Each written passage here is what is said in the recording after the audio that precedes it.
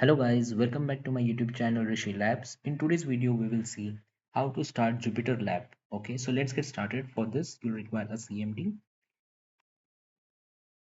Now, once you open the command prompt, you need to type Jupyter space lab and hit enter.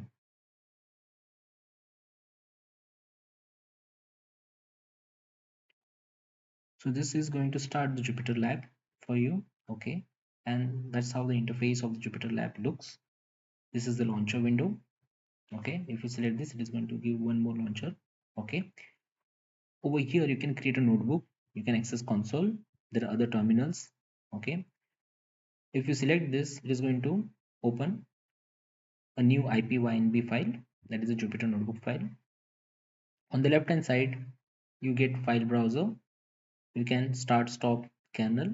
Okay, headings and extensions. So that's how you can start a Jupyter Lab. That's all for today guys. Do subscribe to my YouTube channel Rishi Labs. Thanks for watching.